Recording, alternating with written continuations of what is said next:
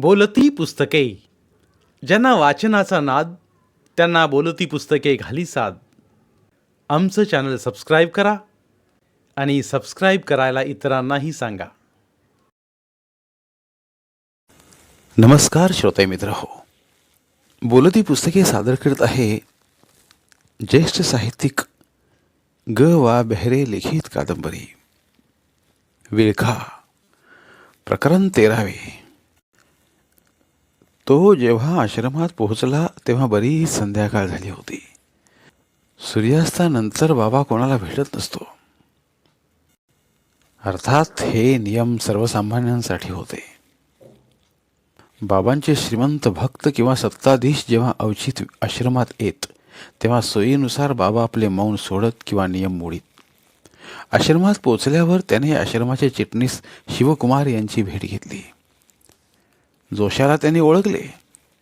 एक सर्वोदयी हास्य करून त्यांनी जोशाला आश्रमातील पाहुण्यांच्या निवासस्थानात नेला.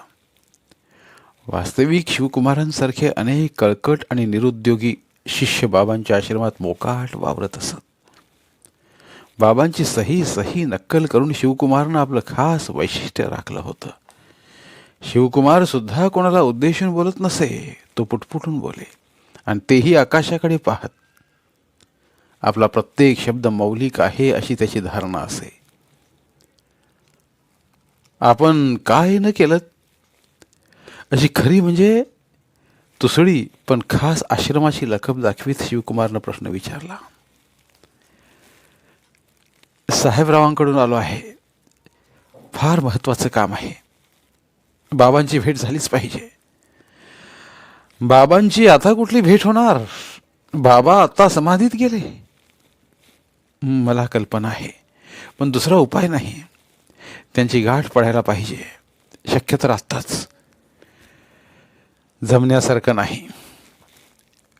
पण तुम्ही निदान माझी इच्छा तर त्यांच्याजवळ जाऊन सांगा. ते आता आपल्यात नाहीत. आश्चर्याने जोशी म्हणाला, म्हणता काय? आपल्यात नाहीत म्हणजे वृक्ष व्यवहारापासून ते आता फार फार दूर आहेत. व्यासांबरोबर त्यांचे आता मनोमिलन चालू आहे. शंका विचारणाऱ्या अर्जुनाची मनस्थिती ते आता समजून घेत असतील. जोशी मनात हसला, पण ही वेळ चेहऱ्यावर हसू दाखवण्याची नव्हती. खरं तर बाबांबद्दल त्याला कधीच आदर वाटला नव्हता. विरोधी पक्षाचे एक पुढारी नेहमी म्हणत त्याप्रमाणे महात्मा गांधींच्या या विधवांचे राज्यकर्त्यांनी फार स्तोम माजवून ठेवले होते. परंतु अडला हरी गाढवाचे पाय धरी या नियमानुसार बाबांचे पाय धरण्याची त्याच्यावर आज वेळ आली होती. एरवीच्या वेळेला तो म्हणाला असता. शंका विचारणारा तो अर्जुन केव्हाच स्वर्गाला पोहोचला. त्याच्या शंका फिटल्या. त्यानं युद्ध केलं. महाभारत संपलं. आता या भलत्या गोष्टीचा काथ्याकुट्ट करण्यापेक्षा, पण हे सुद्धा कदाचित तो बोलू शकला नसता. कारण बाबांनी नाना थोतांडांच्या बळावर आपल्याभोवती असं वलय निर्माण केलं होतं की गैरसोयीची शंका विचारणारा प्रत्येक मनुष्य त्यांच्यासमोर मूर्ख ठरत असे. कधी खुणांनी, कधी एकाच दुसऱ्या विक्षिप्त शब्दांनी ते आपला मनोभाव प्रकट करीत. त्यामुळे त्यांच्याबरोबर चर्चा असंभव होती. पुरेशी लाचार मुद्रा करून जोशी म्हणाला, शिवकुमारजी, आपण मनावर घेतलं तर येथे काहीही घडू शकतं. साहेबरावांनी तुम्हाला खास विनंती करायला सांगितली आहे. या खुशामतीने शिवकुमाराची कळी खुलली आणि त्यानं प्रयत्न करतो असं सांगितलं. तो आश्रमाच्या गूढ व बंदिष्ट विभागाकडे गेला. थोड्या वेळानं खरं म्हणजे कोणाच्याही घरात सुखानं संसार करू शकली असती अशी एक सात्विक चेहऱ्याची संन्यस्त भाव न शोभणारी मुलगी त्याला बोलवायला आली. फाशी जाणाऱ्या कैद्याच्या कोठडीबाहेर एखादी जुईची वेल जशी विशोभित दिसावी तशी ही मुलगी या वातावरणात विशोभित वाटत होती. हिला कोणी आश्रमात आणून चिनले. कोणी यज्ञकुंडाच्या धगीमध्ये ही कोवळी कळी अकारण टाकली. त्या पाठमोऱ्या शिष्याच्या मागोमाग जोशी चालू लागला. जसजसा आश्रमाच्या अंतर्भागात तो जाऊ लागला तसतसं त्याच्या लक्षात येऊ लागलं की आश्रमाच्या आवरणाखाली सर्व सुखसोयींनी सज्ज असा हा प्रसाद आहे.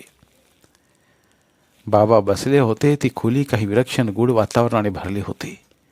बाबा त्यांचा रात्रीचा आहार घेत होते. 2 देखण्या शिष्या त्यांच्या भोवती राहून त्यांच्या आहाराचं बघत होत्या. आहार सात्विक फळांचा, दूध पेढ्यांचा असल्यामुळे बाबांच्या चेहऱ्यावर एक पवित्र बालभाव होता. ते डोळे मिटून खात असल्यामुळे त्यांना आपण किती आणि काय खातो हे कळण्यासारखंच नव्हतं. आपण आल्याचं तरी त्यांना समजले की नाही कोण जाणे. आत्ताच्या रस समाधीत गुंतलेल्या बाबांच्या लक्षात अन्य अस्तित्व असतं का नाही याचा जोशाला काही अंदाज येईना. बाबा चांगले उच्चासनावर हरिंजिनावर आरामात बसले होते. अभ्यागतांना बसण्यासाठी मात्र कोणतेच आसन समोर नव्हते. ही बहुतांशी आश्रमातील असल्याप्रमाणे खास व्यवस्था असेल. आजवर आश्रमातील जोशांच्या गाठीभेटी बाबांच्या अभ्यासिकेत होत असत. इथलं सारंच वातावरण जोशाला तसं नवं होतं. या सुभग शिष्यिनींची उपस्थितीही त्याला नवी होती. त्यांनी चेहऱ्यावर अकारण बावळा भाव आणला होता. की तेवढ्यासाठीच त्यांची निवड केली होती हे कळायला मार्ग नव्हता. बाबांनी सांगितल्याशिवाय खाली बसावं की नाही हे जोशाच्या लक्षात येईना. शिवाय बसायचं म्हटलं तरी त्या ओलसर जमिनीवर बसायचा जोशाला धीर होईना. आधीच प्रवाशानं जोशी दमला होता, मनातून चिडला होता. त्यानं बसायचा निर्णय घेतला आणि तो बसणार एवढ्यात कोणीतरी त्याला आवाज व हालचाल न करण्याची सूचना केली. तक्षणीच बाबा रस समाधीतून जागे झाले. एक तृप्ती त्यांच्या चेहऱ्यावर विलसत होती. त्यांनी जोशाकडे निरखून पाहिलं आणि ते चक्क हसले. कीव वाटली म्हणून, का दया म्हणून, स्नेहभावानं का तुच्छतेनं हे कळायला काही मार्ग नव्हता. बाबा हसले तेव्हा अर्थातच शिष्यवर्गालाही हसणं भाग होतं. अर्थात ते हसणं त्या सर्वांना विशोभित दिसत होतं. त्यांनी सर्वांना जायची खूण केली आणि जोशालाही बसण्याची मूक आज्ञा केली. खरं तर चटकन काय ते सांगून बाहेर पडावं इतका जोशी गुदमरला होता. इथे कशासाठी आपण आलो आहोत ह्याचा त्याला क्षण मात्र विसर पडला. काय सांगावं, कसं सांगावं यासाठी तो शब्द गोळा करीत असताना आकाशवाणी व्हावी अशा आवाजात बाबा म्हणाले, तुमच्या साहेबरावांचं काही खरं नाही. तो कधी सुधारणार नाही. त्याला सांगा आता संन्यास घे. पण बाबा, त्याला थांबण्याची खूण करीत बाबा पुन्हा समाधिस्थ झाले. 4-2 मिनिटं तशी स्तब्धतेत गेली. बाबा काही बोलेच ना. जणू काही त्यांची ब्रह्मानंदी टाळी लागली होती. काय करावं हे जोशाला समजेना. तो अस्वस्थ होत चालला. तो पुरेसा अस्वस्थ झाला आहे हे पाहून बहुशः बाबांनी डोळे उघडले आणि ते म्हणाले, शब्दांचा गैरवापर करू नये. शब्द म्हणजे आत्म्याचा हुंकार. आत्म्याला वेदना देऊ नयेत. दुःख गिळून टाकावं. दुसऱ्याचा अपराध पोटात घालावा. शक्य तर तो आपलाच समजावा, म्हणजे मग योग्य तो रस्ता दिसतो. पण बाबा, बाळ शब्दानं उलगडा होत नाही. शब्दानं नुसते भ्रम वाढतात.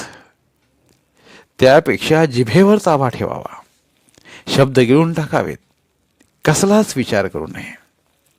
विचार करण्याची क्रिया थांबली की आनंद लाभतो, संतोष लाभतो, परम संतोष. तुझं भवितव्य तुझ्याच हातात आहे. तुझी उत्तरे तुझ्या हृदयात आहेत. आपण कोण निर्णय देणार? निर्णय झालेलेच असतात. मनुष्य नुसता निमित्त. त्यानं बघत राहायचं, भोगत राहायचं. सारं इथल्या इथे संपवून टाकायचं. राग धरायचा नाही, लोभ ठेवायचा नाही. साहेबरावाला सांग आता पुरं झालं. एवढं पाप पुण्याचं ओझं पुरं झालं. बाबांचा आशीर्वाद आहे तुला. जायला तुला अनुज्ञा. बाबा परत समाधीत गेले. बाबांच्या शिष्यांना हे कसं काय कळलं कोणास ठाऊक. एकदम ते सारे प्रकट झाले. बाबांची गाठ भेट संपली. जोशीच्या मनातले संदेह तसेच होते. बाबा काय म्हणाले त्यातला एक शब्दही त्याला कळला नव्हता. कोणी काहीही केलं तरी बाबांच्या शब्दातून हवा तसा अनुकूल अर्थ काढून घेण्याची कुणालाही सोय आहे हे त्याच्या लक्षात आलं. बाबांचं हे अजब मोठेपण तो प्रथमच अनुभवित होता. मनातल्या मनात बाबांच्या भंगपकपणाला शिव्या देत दुसऱ्या दिवशी परतणाऱ्या बसमध्ये तो बसला. खरं तर वृत्तपत्राच्या स्टॉलवरून वृत्तपत्र घ्यावं अशी सुद्धा त्याला इच्छा होत नव्हती. मनातल्या मनात तो इतका संतापला होता की इतक्या लांबवर येण्याचा गाढवपणा आपण का बरे केला. हा असलाच मूर्खपणाचा सल्ला घेण्यासाठी या देशातील सर्वोच्च राजकारणी इथे कशासाठी येतात हा प्रश्न त्याला पडलेला होताच. आता त्यात स्वतःच्या अनुभवाची भर पडली. एवढंच. तो मुंबईत पोहोचला तोपर्यंत अगदी आंबून गेला होता. खरं तर आता त्याची सर्वच गोष्टीवरची वासना नाहीशी झाली होती. आचार्य बाबा बर्वे, साहेबराव, थोरात, लोठे, आचार्य, चक्रवर्ती या साऱ्यांना एका पोत्यात घालून समुद्रात बुडवावं असं त्याला वाटत होतं. ही कल्पना डोक्यात आल्यावर त्याचा बराचसा शिनवटा दूर झाला. साऱ्या वर्तमानपत्रांच्या कचेऱ्यांना आग लावून टाकावे असंही त्याच्या मनात आलं. हे काय जग आहे. सभ्यता, माणुसकी या साऱ्याचा मागमूसही नसलेल्या जगात राहायला लागावं. एवढंच नव्हे तर या जगात घडणाऱ्या लहान मोठ्या गोष्टींना प्रसिद्धी देण्याचं कार्य आपल्याला करावं लागावं. याबद्दल शर्मेनं तो व्याकुळ झाला. कसली लोकशाही, कसली फोर्थ इस्टेट. छे, आयुष्याला काही अर्थ नाही. मुंग्यांच्या एखाद्या वारुळात असावी तशी जगण्यासाठी धडपडणारी माणसांची ही कळसवाणी गर्दी. या जगात जगण्यासारखं आहे तरी काय. एका अजस्र टोकदार विळख्यात एका जीवाची तडफड तडफड चालावी आणि हळूहळू मरत जाणाऱ्या माणसाचं रक्त तेवढं ठिबकावं म्हणजेच का जगणं. तो घरी आला तेव्हा चांगलीच रात्र झाली होती. घरी सुद्धा परतायची त्याची इच्छा नव्हती. पण मग जायचं कुठे. या जगात जायला जागा आहे कुठे. का मोहनाच्या मागोमाग आपणही जावं. पण ती तरी कुठे स्वेच्छेने या जगातून गेली. तिला सुद्धा या जगात राहायचं होतं. या जगातले बरे वाईट स्वाद भोगायचे होते. तिला आपल्या बाहूंच्या विळख्यात गुदमरून जायचं होतं. आणि तिच्या नशिबी आला कनकगिरीच्या पायथ्याशी असणाऱ्या थंडगार लाटांचा विळखा. एखाद्या ओढा जनावराप्रमाणे अखेरीस तो घरी आला. घरी आला तेव्हा आई दिवाणावर जप करीत बसलेली होती. तो आलेला पाहताच तिने डोळे उघडले आणि उठून ती म्हणाली, अरे तुला झालंय तरी काय. केव्हा येतोस केव्हा जातोस कळतही नाही. सगळे फोनवरून विचारतात. त्यांना सांगू तरी काय. तू कुठे गेला होतास बाबा. जोशी काहीच बोलला नाही. त्याला कोणाशीच बोलायची इच्छा नव्हती. त्या माऊलीला मुलाच्या विक्षिप्तपणाची कल्पना होती. ती आपली सरळ चहा करण्यासाठी आत गेली. एक दोन क्षण असेच विमनस्क मनस्थितीत घालवल्यानंतर जोशानं आळस दिला आणि शेजारच्या मेजावर पडलेला पेपर ओढून घेऊन तो डोळ्यांसमोर धरला. त्या संध्याकाळच्या वृत्तपत्रातील हेडलाईन पाहताच तो एकदम सावरून बसला. प्रकृती अस्वास्थ्यामुळे मुख्यमंत्र्यांचा राजीनामा. गेले काही दिवस मुख्यमंत्र्यांची प्रकृती समाधानकारक नव्हती. काल सकाळीच त्यांना अत्यंत अस्वस्थ वाटल्यामुळे सेंट जॉर्जेस हॉस्पिटलमध्ये हलवण्यात आले आहे. नुकतीच त्यांची महाराष्ट्राचे प्रमुख नेते यशवंतरावजी आणि त्यांचे सहकारी मंत्री यांची चर्चा झाली होती. तेव्हाच त्यांनी राजीनामा देण्याची इच्छा प्रकट केली होती. प्रदेश कार्यकारिणीने तो राजीनामा स्वीकारावा अशी शिफारस केली असून नवा नेता निवडण्यासाठी उद्या सकाळी बैठक बोलावली आहे. या बैठकीस दिल्लीहून वरिष्ठ नेतेही येतील असं समजतं. रंगराव गेडाम, किसनराव देशमुख या दोन्ही नेत्यांच्या मुख्यमंत्री पदाच्या रस्सीखेचाच्या हालचाली वेगात चालू झाल्या आहेत. वरिष्ठ नेत्याचा कल विदर्भाला मुख्यमंत्रीपद मिळावे असा असल्यामुळे किसनराव देशमुखांचे पारडे आज तरी जड झाले आहे. मुख्यमंत्री पदासाठी हरिजनाची नेमणूक करावी असा आग्रहही वाढत्या प्रमाणावर आहे. त्यामुळे देवराव कांबळे दिल्लीला गेले आहेत. महाराष्ट्राच्या राजकारणातील हा अचानक होणारा बदल बरंच नवं काही प्रश्न निर्माण करण्याची शक्यता आहे. साहेबरावांचा हा आजार राजकीय आहे किंवा काय, अशी ही शंका काही जण व्यक्त करीत आहेत. जोशी मनातून क्षणभर सुखावलाही आणि दुखावलाही. मोहना प्रकरणाची काही ना काही किंमत साहेबरावांना अखेर द्यावी लागलीच तर. साहेबरावांच्या राजीनाम्यामुळे हे प्रकरण इथे संपणार आहे की गुंतागुंतीचे होणार आहे. काहीही असो, आत्ता विचार करून काहीच फायदा नव्हता. साहेबरावांना बाबांनी संन्यास घेण्याचा सल्ला दिला होता तो अशा प्रकारे खरा झाला होता. बाबा द्रष्टे का भंपक? कावळा बसायला आणि ढापी मोडायला गाठ पडली की नीतीने न्याय दिला. पण ह्यात न्याय कसला आणि अन्याय तरी कसला? सगळे एकाच माळीचे मणी. प्रश्नांची उत्तरे सोडवायची नसतात, ती सुटत असतात, एवढंच उत्तर खरं बाबांच्या तर्कशास्त्रानुसार.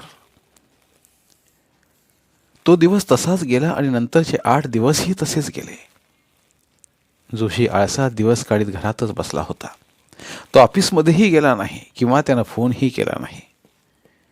आलेल्या कोणाचा फोनही त्यानं घेतला नाही. फोनची घंटा वाजत राहिली आणि त्या घंटेकडे तो निर्विकार मनानं पाहत राहायचा. पडल्या पडल्या त्याला मोहनाची अनेकदा आठवण यायची. तो सारा अल्पजीवी मधुर खेळ पुन्हा पुन्हा रुंजी घालत राही व साऱ्या चेतना हरवून टाकी.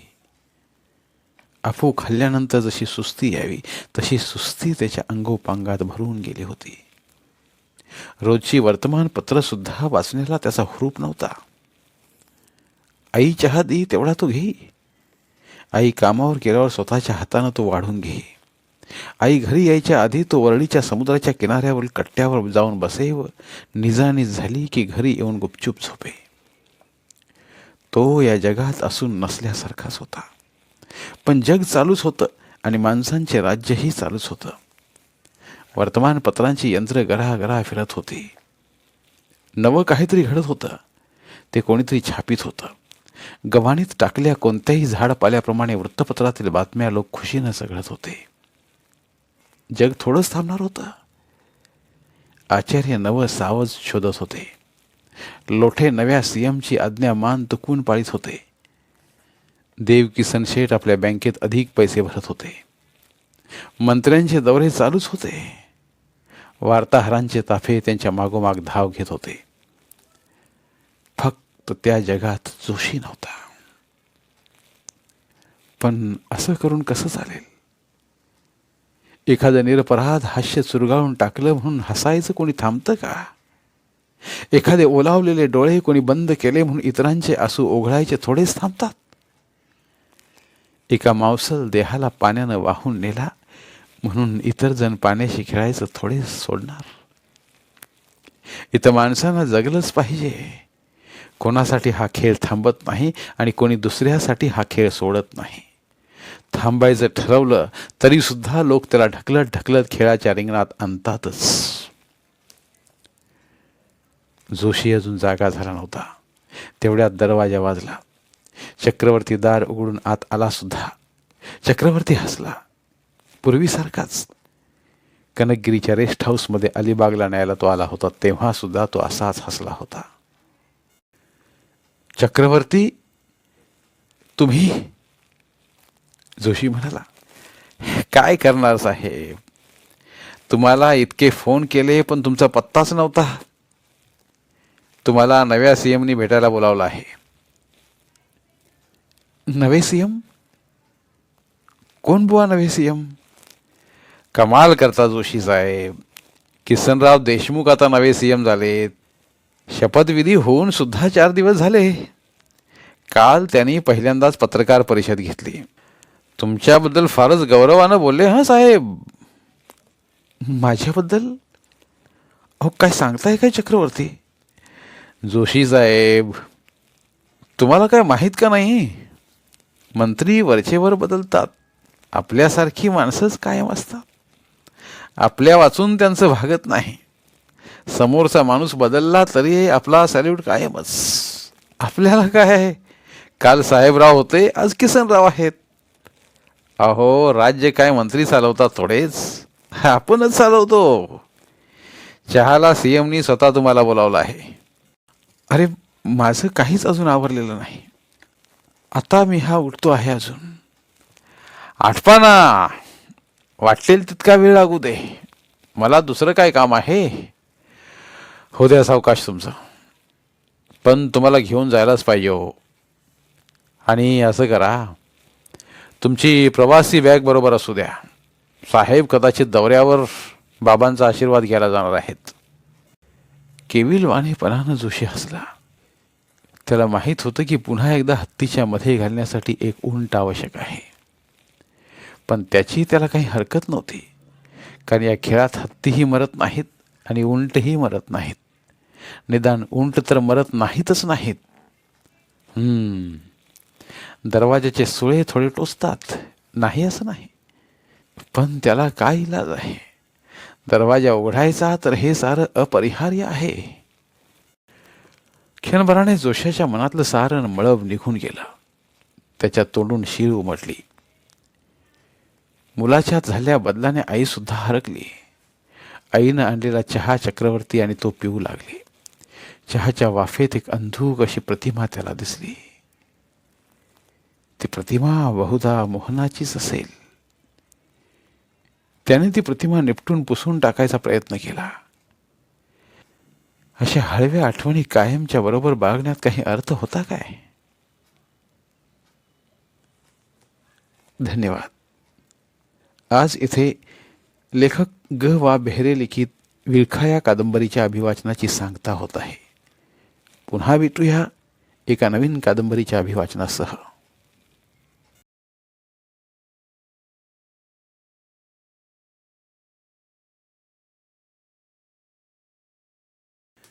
धन्यवाद.